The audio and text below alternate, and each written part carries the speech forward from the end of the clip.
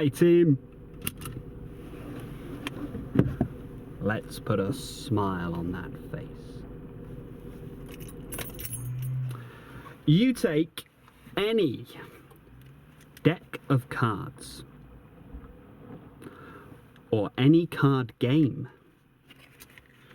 What is the most powerful card in the deck?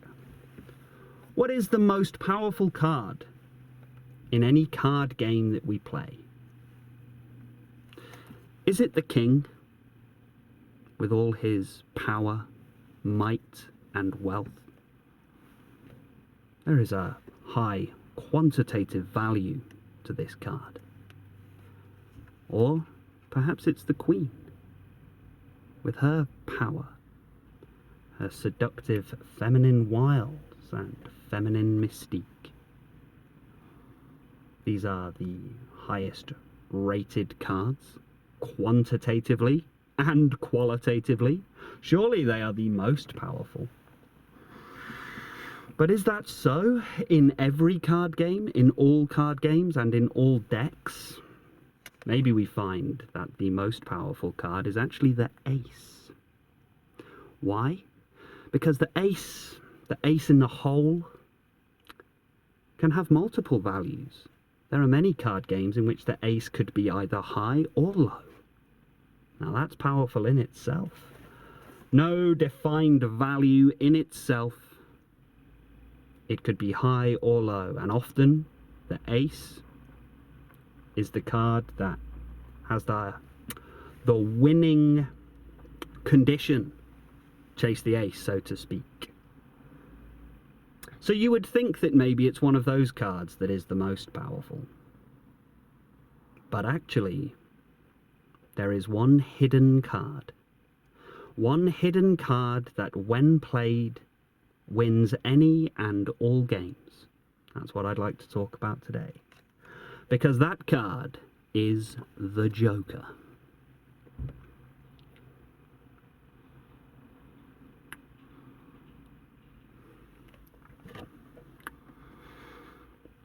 That card is the Joker. Now, I'd like to talk about the Joker today, and why the Joker is the most powerful card of all. Because the Joker is a powerful card, not because it wins the game, but because it ends the game.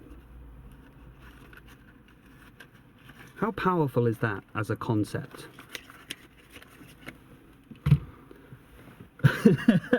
The power of the Joker is not in the fact that the Joker itself is a powerful card, but because the Joker, as an archetype, as a phenomena, ends the game completely. When the Joker is played, the game simply has to cease, and a new game must begin. Now, why would I like to talk about the Joker today? I want to examine the Joker as a cultural phenomena, a cultural archetype, as well as the powerful philosophical, psychological, and indeed spiritual archetype of the Joker, the trickster figure. Why this character has risen to such prominence recently. Why we find this character so compelling, so powerful. And ultimately, I'd like to explore what the role of the Joker could be in your spiritual practice. If you are stuck in your spiritual practice, you are stuck on the path, you have found an impasse, you have come to a total blockage. If you have truly reached the point of absolute frustration, and no matter how far you seem to get in this game, in this spiritual game, you can never quite seem to get that golden goodie right at the end. Well, I'd like to suggest maybe it's time to play the Joker. Why? because ultimately this spiritual path is not something that can be won. There is not a goal at the end of it. Eventually, the purpose of all of these spiritual paths, all of these disciplines, all of these practices, and all of these teachings is that ultimately, when we get to the end of it all, we recognize that in order to win the game, we have to end the game. Curiously, there's a quote from a film called War Games, in which they used an AI computer to calculate how to best win in the event of a nuclear war. And it runs billions and billions of calculations every single day until it arrives at the conclusion. This is a curious game, because it seems the only winning move is not to play. So don't even get involved in the first place would probably be the best advice that we could give, but here we are, we found ourselves gone done, stuck on the spiritual path. Rats. So let's explore the archetype of the Joker. Perhaps we should begin with the prominence of the Joker in modern times. We have seen films of this. This character has truly entered the cultural psyche. Many films, many iterations, and many versions of the character cropping up with a great deal of interest. People yearning to consume this media. They want to know about it. They want to understand what's going on. And it is undeniably compelling. Sparking all of that off was Heath Ledger's Joker in The Dark Knight, right? So perhaps that would be a good place to start. Let us examine the archetype of the Joker in the form of the Batman villain. The Joker existed before the Batman comics. This is an ancient archetype. This is an ancient figure. Goes way, way, way back in the earliest recorded history, and it is known as one of the most common archetypes in oral traditions as well, amongst pre-industrial tribes that have their own stories, mythologies and folklore. They all speak of the trickster, all of them. We have Anansi, the spider, in Aboriginal culture. And we have, in African culture, the Bre'er rabbit, which could mean the briar rabbit, meaning the bramble rabbit, or brother rabbit, Bre'er rabbit. And Bre'er rabbit, this could be considered the most primal iteration of the Joker, the very first one. Bre'er rabbit, who grew up in the brambles, grew up in the thorns, grew up in the thicket, was one day out on the plains and a wolf caught him. And this wolf is Bre'er rabbit's nemesis. The wolf finally caught hold of the rabbit, a little bit like the Batman getting hold of the Joker. Finally, you trickster, I've gotten a hold of you, finally. Now you're really in for it. Your tricks won't help you now.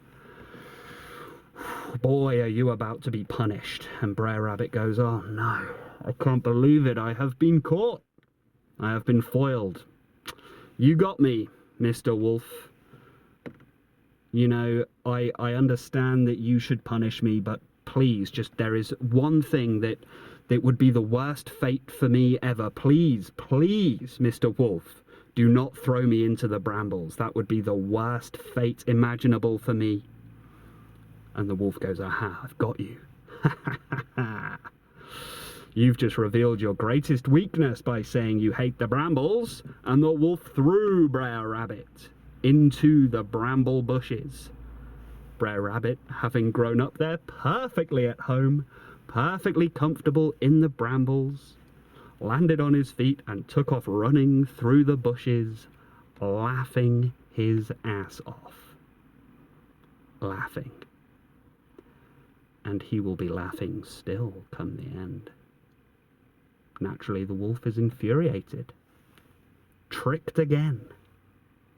The wolf cannot go into the brambles. It's too big. He's not used to it.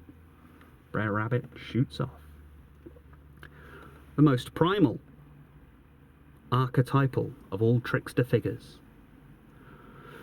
The modern day iteration of the Joker. Let us first examine the appearance of the Joker. How curious this is. And I'd like to really try to understand, and do this with me here. Do this with me. Try to recognize what is so confusing here. This is beautiful in the archetype itself. There is a paradox here. Why is this character so compelling when, due to the character's behavior, due to everything they stand for, we should be disgusted by this character? This should be a character we hate to see, that we don't want to read about, that we don't want to see on screen. Technically speaking, considering the fact that this character goes against every single rule that we hold to be valuable in society. This is a sadistic individual. This is an individual who is utterly inconsiderate, has no care for anyone's feelings ever, has no consideration for anything, and only ever seems to be interested in completely destroying other people's lives. We should, by rights, be disgusted, but we're not. We're not. If we're honest with ourselves, we're not. We love to see this. And that is why this is so fascinating as a subject. What is it that makes this character so beautiful? Why does this character make us feel somehow motivated? Why does this character make us feel lighter? How strange this is. That is something we are just going to do this with me, just explore how fascinating this is. What is going on here? So let us take an image of the Batman villain, the Batman archetypal nemesis.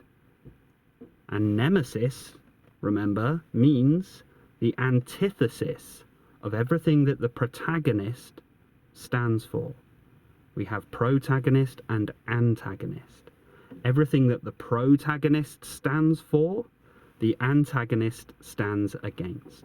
So as a philosophical archetype, we have Batman on one hand, who represents order, and we have the Joker on the other hand, who represents chaos. Protagonist, antagonist, hero and nemesis. Let us first examine the appearance. Why is the Joker a clown? Have you ever wondered that? Why is the Joker a clown?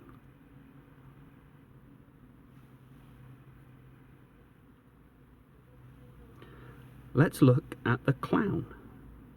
The clown is both hilarious and terrifying at the same time.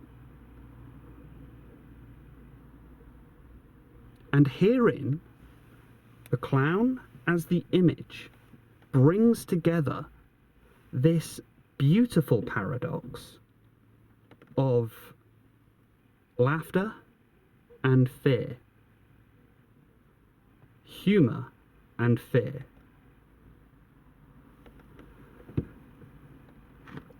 How can a figure such as a clown that is meant to be something that provides entertainment, frivolity and joy, how has the clown become something that also instills a sense of terror within us?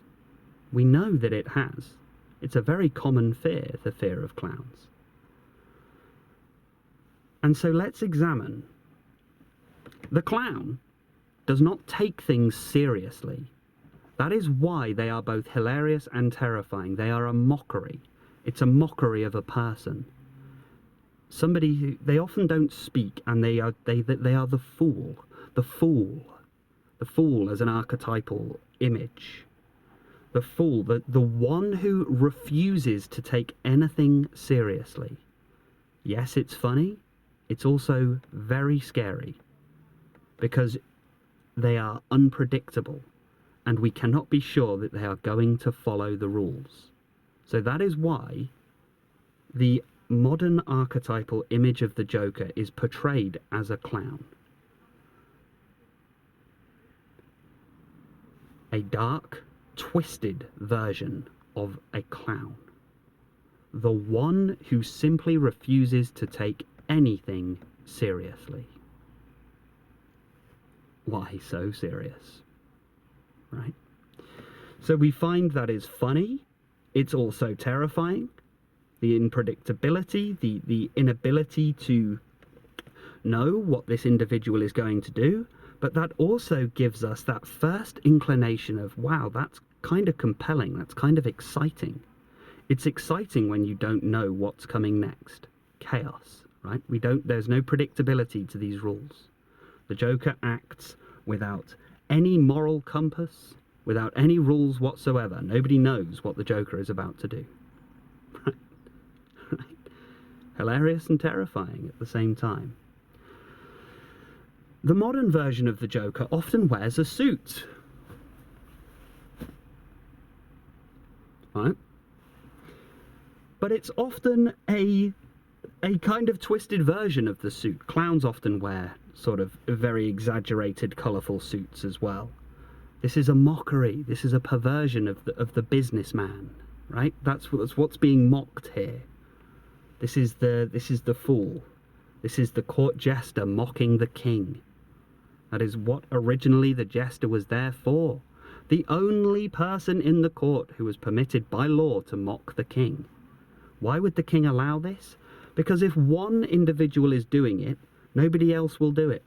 Because everyone can just rest assured that there is one person mocking the king. This is what's happening. This is why the Joker wears the suit, the twisted version, the mockery of Mr. Serious, the Mr. Serious businessman who holds all the power, the king in the deck of cards, the queen in the deck of cards, a twisted mockery. We also look at the modern version of the Joker, often androgynous. You ever notice that? Particularly Jared Leto's version of the Joker and Joaquin Phoenix's version of the Joker. Heath Ledger's had slightly more leaned more into the typically more masculine sort of traits. He was quite physically strong and able, which kind of set him apart in a lot of ways. I believe that's one of the things that made him so interesting to watch.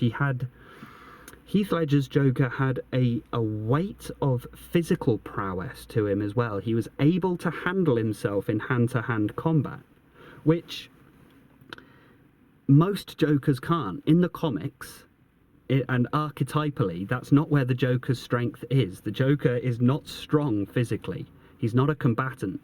He wins through his trickery, through subterfuge, and through misdirection. That's how the Joker has his power. He's not a physical combatant, but Heath Ledger's Joker was remarkably physically strong as well. That's one of the reasons he was compelling. But most iterations, the Joker's kind of androgynous, kind of contains both male and female traits, and this is quite interesting. This also makes them quite compelling. Quite compelling. We also, interestingly enough, have a very pale face, always depicted as a pure white face. White in the whitest of the white. This is pure bone white. And herein we begin to get to the real depth, the real true underpinnings of what the Joker's all about. Pale, bone white, with a big grin. What other image do we have in as a cultural archetype that has a pale face and a big grin? Could it be that is the very image of a skull? Bone white, big grin, bared teeth. Does the skull not laugh at us? Let us take the image of a skull. Let us visualize the image of a skull. In fact, I've got one here. Here we are. Let us take the image of a skull. You might be asking yourself, why does a man have a skull in his car? And that's a good question. But let's take this image right here. We have the grin across the front. We have the bone-white visage. Is that not a very similar look to the wild, manic grin of the Joker? Is it not? Perhaps the Joker reminds us of death. Perhaps as an image in itself, this is a form of Grim Reaper. However, this Grim Reaper does not come to us with a grim facade. This Reaper comes to us with a jovial facade. And that is perhaps the most terrifying thing of all. In some cultures, if we were to look at things like Dios de los Muertos, the Day of the Dead, they depict skulls with colourful imagery and death not as a grim, dark, endless void, but as a realm of infinite colour, light, a circus. Infinite fun and entertainment on the other side of things. Perhaps that is one of the reasons why we find the Joker so compelling. But for all this wandering, and this is all just good stuff to kind of get our head space into the area of what is actually going on here, what actually is this archetype, I actually have a theory of my own. Because often we think of the Joker being one who represents chaos, represents anarchy, perhaps even represents death, perhaps represents madness.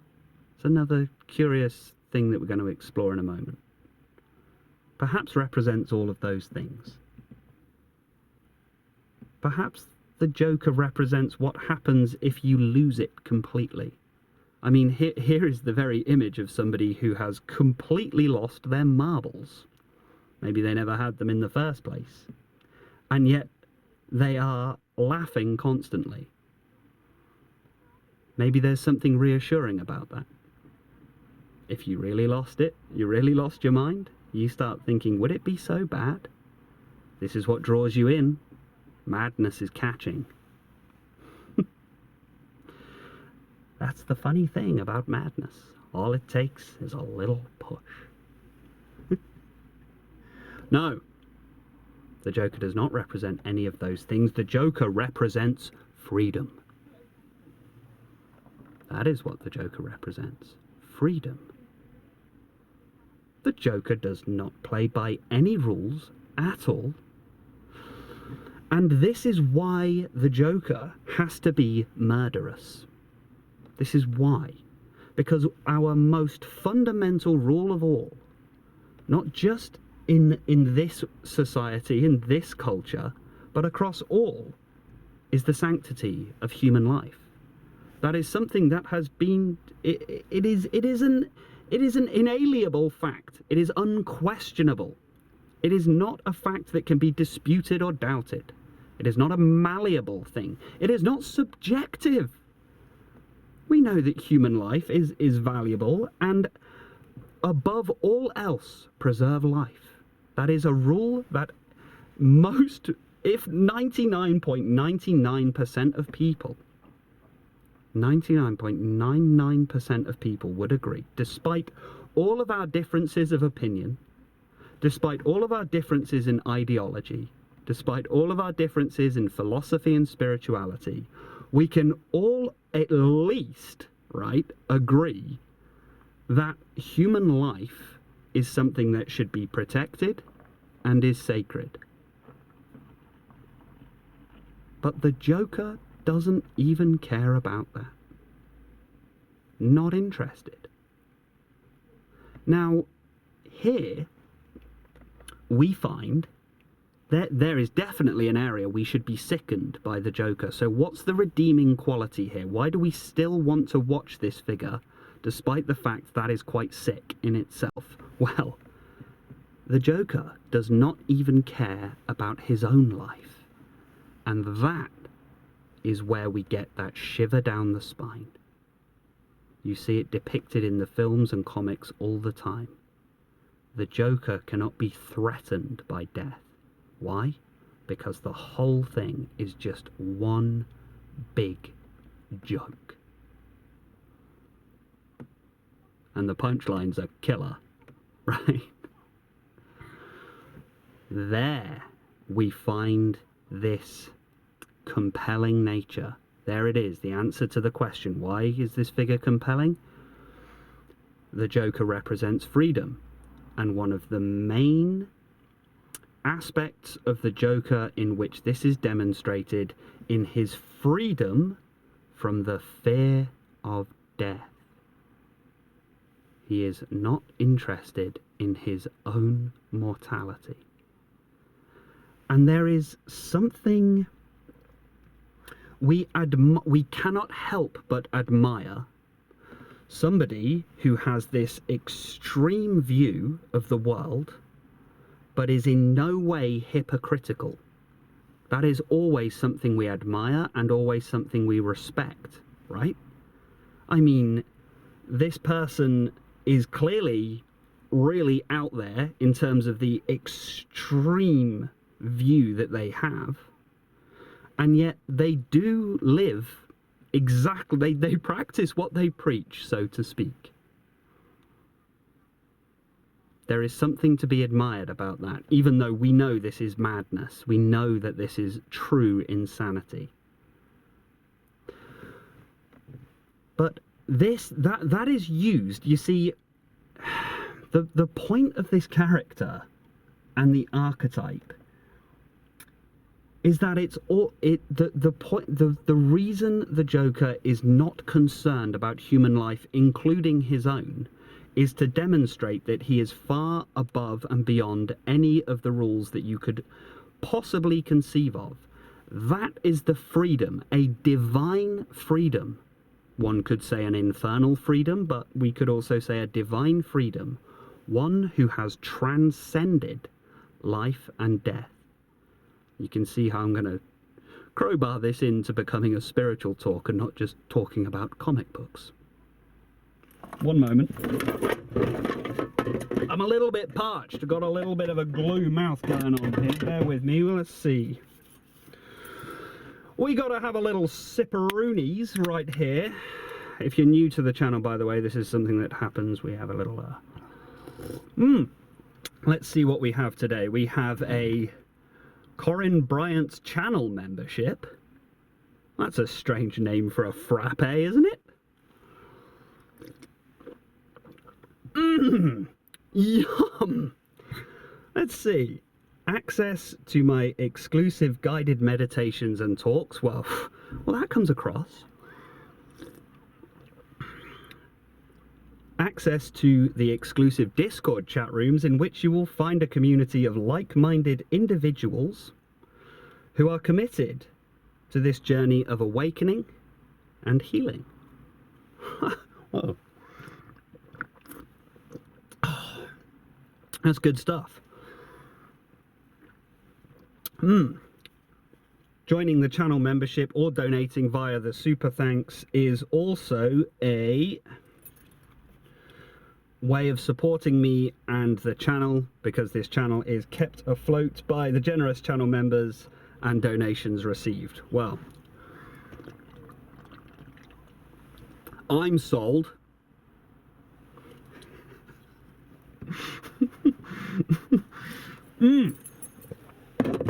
Anyway, back to what I was saying. The Joker. Why am I talking about the Joker again? What was the... What are we doing? Yes. Batman. Batman is the ultra-serious archetype. The one who is attempting to fix the world via force. Entering the kingdom of heaven by force. Batman represents ultra-logical will and discipline, and through direct action, strength, and control, changing the world for the better. So that is philosophically what Batman represents.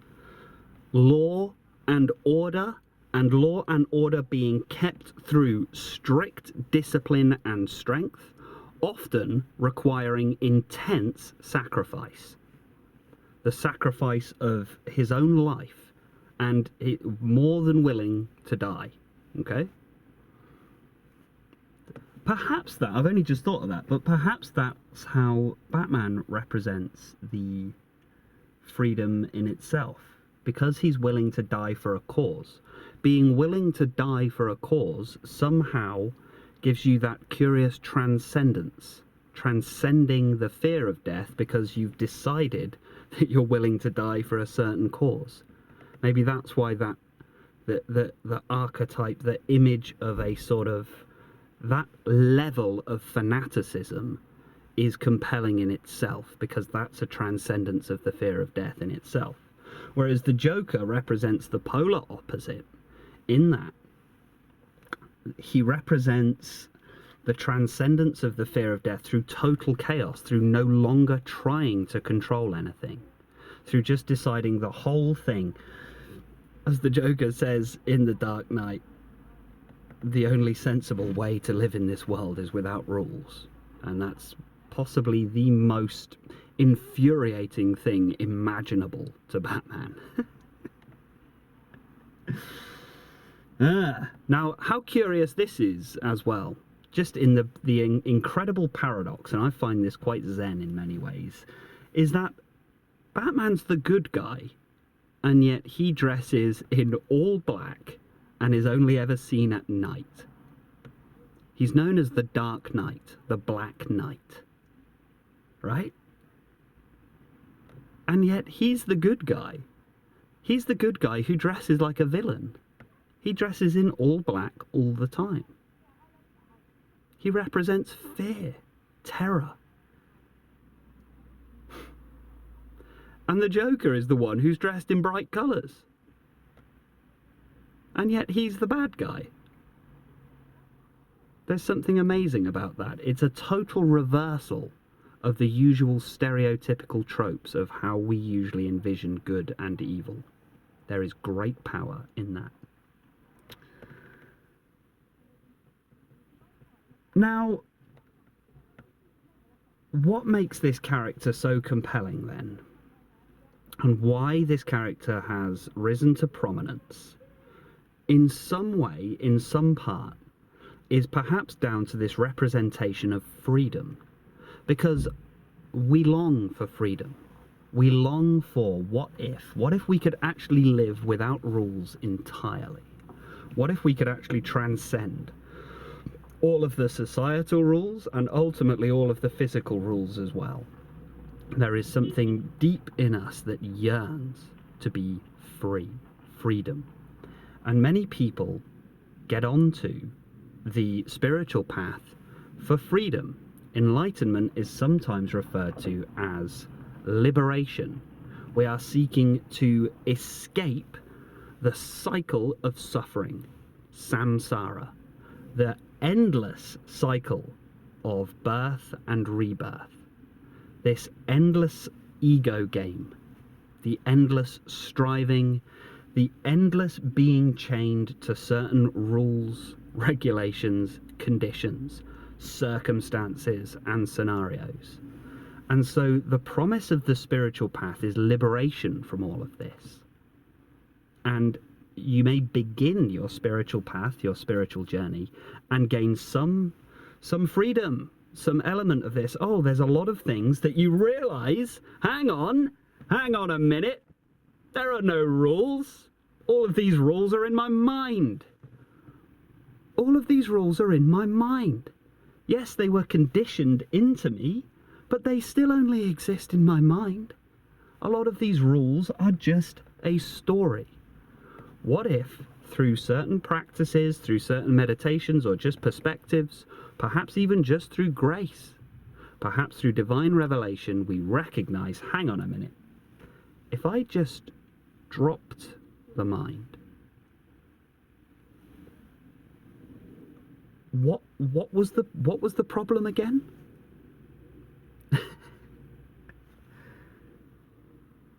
Often, when we have moments of Kensho, divine revelation, or little moments of peace and spiritual awakening, we burst out laughing. Because you see the cosmic joke.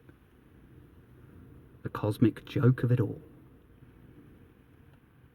It's a real knee slapper, the punchline. When you get it, boy, are you going to get it.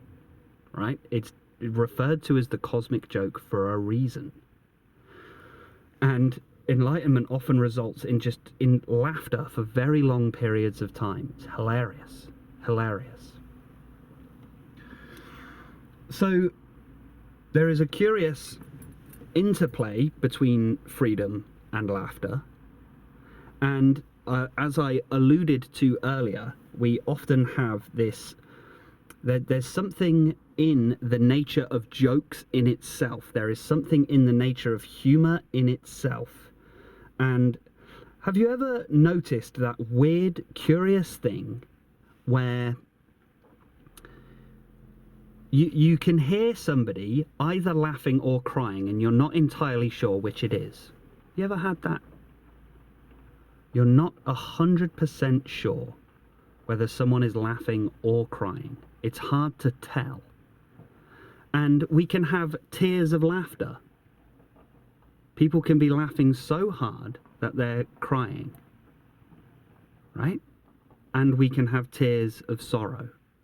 There is a great deal of interplay between the two. Explain that. Now, we can also examine the curious interplay between the truth and comedy. This is an interesting point. Have you ever heard the phrase, "a lot of truth is said in jest"? Sometimes we need to joke in order to speak the truth. Comedy is a fantastic way of saying something true and slipping it under the radar in many ways. This is why the king had a jester. There had to be somebody around who could say the truth. Everyone's all terrified and miserable, but no one's allowed to complain, except for the jester, who can make a big joke and will often say as a joke, the truth. A lot of truth is said in jest. Herein we find the importance of this figure in our culture as an archetype, not just as an archetype, but as a cultural figure. And I got to thinking, are there any cultural figures currently that fulfill the role of the Joker? Do we have the court jester? Do we have the fool? Well, we do have comedians. You might look at certain comedians. I don't know why Ricky Gervais just came to mind, but that's one who certainly, makes a big joke out of the Golden Globes and things. That's mocking the celebrity culture and stuff, something everyone takes really seriously until someone comes along and says, hang on, this whole thing's a massive joke, isn't it? We have comedians. They are the court jester. However, I thought one of the most prominent and powerful court jesters we have is Eminem, Slim Shady. How on earth does Eminem get away with saying any of the stuff that he says in his songs? And yet it plays on Radio 1 whilst your kids are in the car, you're driving to school, and we have Eminem playing. And Eminem, Slim Shady, will be saying all of the things that the Joker would say. We're talking complete disregard for human life and making a joke out of it. Utterly disgusting cultural observations that are just go completely against everything that we say is like, no, we need to hold this to be absolutely 100% true and good. But Eminem is able to completely disregard all of this and say the most heinous, misogynistic, violent and disgusting things. And we all laugh and clap and we love it. Everyone does. Even the people In fact, and this is very telling, even the people who really hold those rules very close to their heart, they organize their whole lives around 100%, we need to absolutely uphold the rules. Even they will laugh at an Eminem song.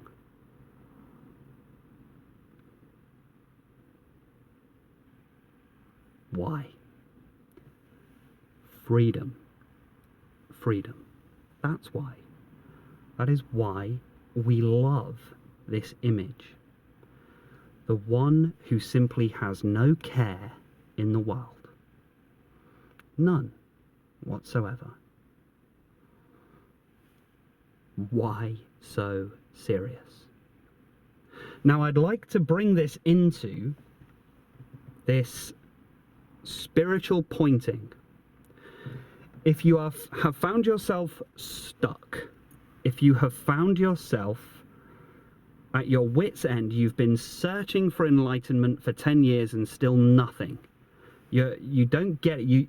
You've tried teacher after teacher after teacher. You have tried years and hours of meditative practice, earnestly, sincerely as well. There's nothing wrong with your practice. And yet you never quite get to the thing. It's just dawned on you. You may have gained incredible benefits so far. Freedom, the lightness, the joy, the clarity, everything. You may feel as though you are ascending, but you haven't yet ascended. So, I have a pointing that might just take you over that final hurdle, get you through that last gate, all right? And I'll just go right back to the start and say, the Joker is the most powerful card, not because it wins the game, but because it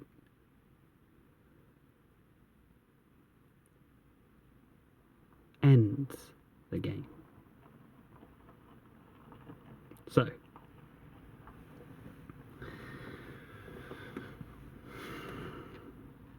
in tarot, we have the card the Fool. And the Fool is often seen as a negative card and a negative image.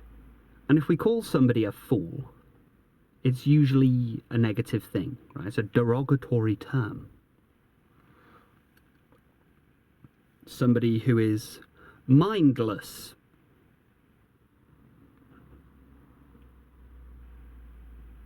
Somebody who doesn't think. Now, to Batman, there is nothing more abhorrent and awful than somebody who doesn't think. A fool. To Mr. Sirius, all about the rules, all about will and discipline and control. Somebody who is mindless is the absolute worst thing imaginable, of course. Why? Because Batman represents the mind. The neocortex. Of course the neocortex doesn't like the idea of somebody being mindless, thoughtless. Why? Because the neocortex is the mind. It takes it as a diss. So this is why the Fool is sometimes seen as a negative card and is used as a derogatory term. However, let us re-examine this, my brother. Let us re-examine this, my sister. If you were doing tarot cards and you suddenly were being represented by the Fool, let's see what this represents. The Fool represents freedom. Freedom. That's what the Fool represents. A fresh beginning. A blank slate. An open canvas. A complete open world. The tarot card of the Fool is represented by somebody who has a bindle on a stick and is looking into space and is about to walk off a cliff. Beautiful. That is freedom. Somebody who's about to walk off a cliff without a care in the world? That's somebody who's transcended life and death, my brother. We have no way of knowing that the fool is going to fall. The fool might walk on air.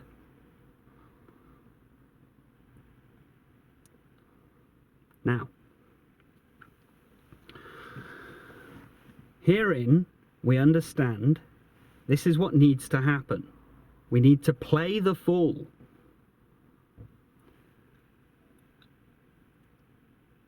Don't actually walk off a cliff, by the way. That is not what I'm suggesting. This is a metaphor. This is an analogy. Don't actually do that. What is meant here is, by playing the fool, what if we simply, completely dropped all mind activity? We recognize the futility of the mind. We recognize why Batman's way does not work. This is why the Joker is laughing at Batman constantly and finds Batman hilarious. This is why the Joker can't leave Batman alone, because this is the greatest joke of all. This is Freedom, the Joker, observing the mind, Batman. Hilarious. If you take the position of Freedom and watch your own mind, you realize the hilarity of the whole thing. Your attempt to control the incontrollable. The mind creates its own rules and then is confused by its own rules. The mind creates its own theory and then becomes frustrated when it can't find evidence to back up the theory that it itself created. This is the cosmic joke. It's a knee slapper. The mind invented time and is now struggling to understand how time works. How old is the universe? How long's it gonna go on for? How long's it been here? How does time work? Why can't we understand how time works in physics? Because you made it up. The same goes for distance and space. There's no such thing.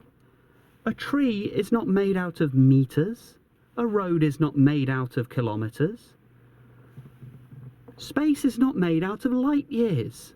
And yet, we created this unit of measurement, and now we're baffled to find we simply cannot figure out how big space is. And then we are baffled by being so boggled. How often do you see people baffled and confused? They go, whoa, the universe is so huge and we're so small, and gets into this kind of existential crisis about it. What are you talking about? You created a unit of measurement and now you are feeling intense negative emotions due to this illusory measurement that you yourself created?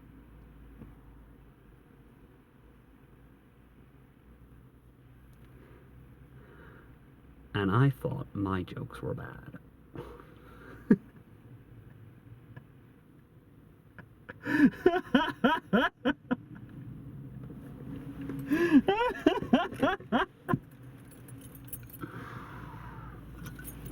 So,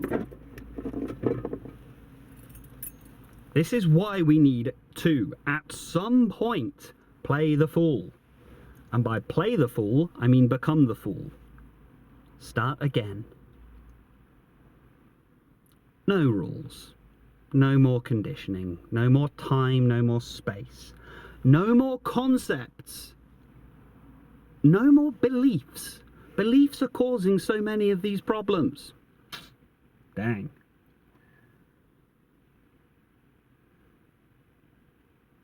Now you might think, oh no, I'm an atheist, I don't have any beliefs. Well, I got bad news for you. Biology is a belief. Physical matter is a belief.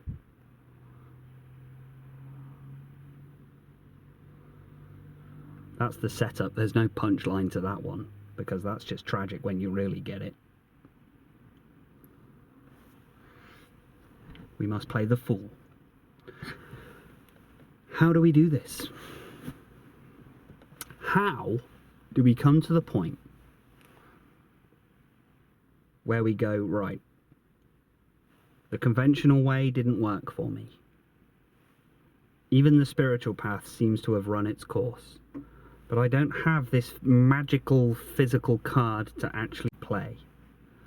Well, herein we need to take the scalpel a little bit. Recognize what's going to happen with your mind now. Your mind goes, great. We have this new idea now. We have this new idea of just playing the Joker, right? This is the direct path. This is the sudden enlightenment. This is the way out. The playing the trump card. This is the way out. And the mind will go, great. What's the technique? What's the method? What are the rules I need to implement in order to play the Joker? You see what's happened there. And now you've seen it, and there it is. Done. Flip to the other side. It's done. You saw it. You saw what it was trying to do. Ah, there you go. Now you saw it. That means you seeing it are the freedom that is watching the mind do what it does. Now find it hilarious. The mind sets about trying to get itself into all kinds of issues. The Joker watching Batman. Yep, off he goes. Way to go, Bats.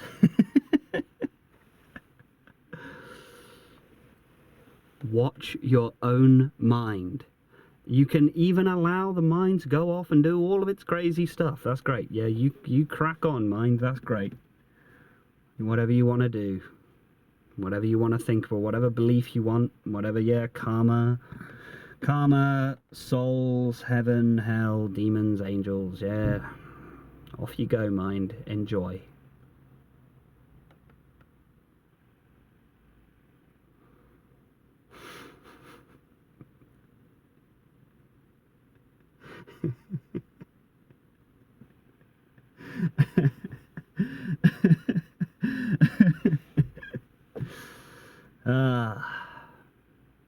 You wouldn't get it. Chattering finch and waterfly are not merrier than I. Here among the flowers I lie, laughing everlastingly. No, I may not tell the best, and surely, friends, I might have guessed death was but the good king's jest. It was hid so carefully. The Skeleton by G.K. Chesterton. I suppose I'd better finish on the subject, the rather humorous and cheerful subject of death. I'm told I shouldn't really say these sorts of words too much because the algorithm doesn't like it. Oh well.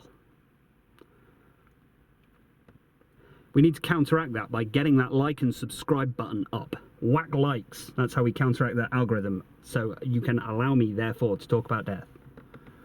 Here is the true joke of it all. There's no way out. It never ends. Even dying doesn't get you out of the trap. It doesn't. Not in itself. Not in itself. It takes you some of the way there. It's another big step. But it won't get you out of the whole thing. So don't wait for that. There's a lot of people just waiting for that. A lot of people just trying to bank up enough spiritual juice so that when they pop their clogs, they're going to go upwards. A lot of people doing that.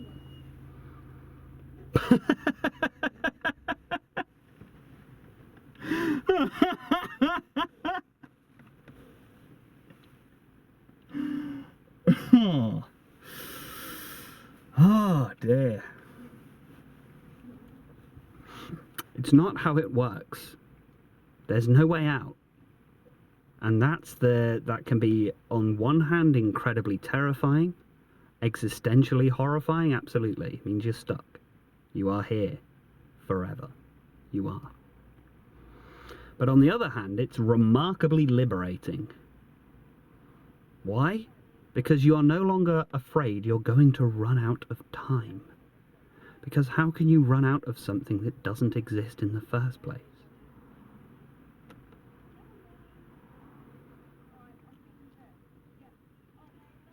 We cannot run out of time. So herein lies our transcendence of death. Recognizing that biologically, yes, the individual forms come and go. They do. Sure, of course they do. You've been here before, haven't you? If you're honest with yourself.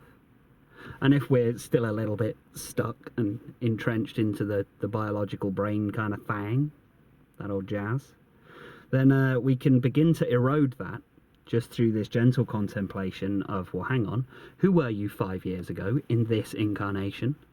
Same person that you are right now? Similar, yes, but same person? And what about 10 years ago? 15 years ago? 20 years ago? You've been multiple people in one body. Doesn't that give us a clue as to the nature of the cycles of life? The cyclical nature of life?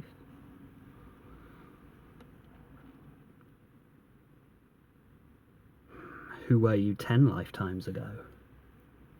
15, 20?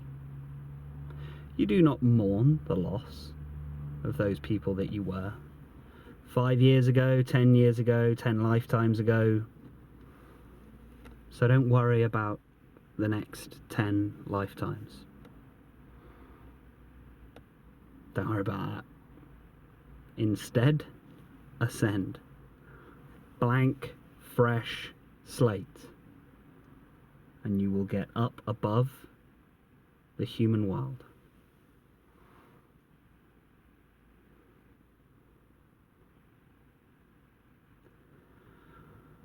Recognize the next time that you are deep in meditation that there is this background tendency that you feel you're going to need to explain this to somebody at some point. You don't. Playing the Joker is this very private thing that happens. It's a little covenant you have with yourself when you just clock it. Wait a minute.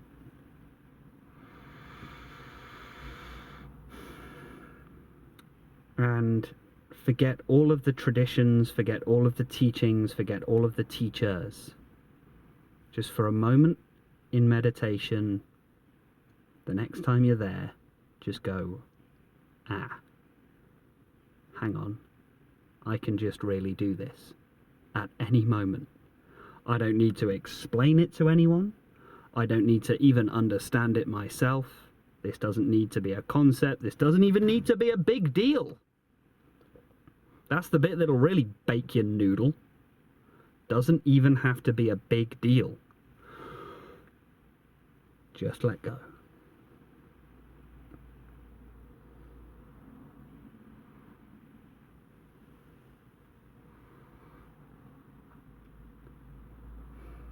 And you can see your mind doing what it usually does. But here, you know Elmer Fudd when he's looking for Bugs Bunny? Looking everywhere, cannot find Bugs Bunny anywhere. And Bugs Bunny is stood right next to him, going, yeah, where could he be? Have you tried looking over there? And Elmer Fudd's like, yeah, good idea, let's go. I started this talk speaking on Bre'er Rabbit. Well, Bugs Bunny is Bre'er Rabbit. Bugs Bunny is the Joker. Elmer Fudd is the mind, the neocortex. Recognize you are not Elmer Fudd. You are Bugs Bunny. And that's all, folks. Thank you so much for listening on this most marvelous and wonderful of days, the 1st of April. Take care, be well, and stay present.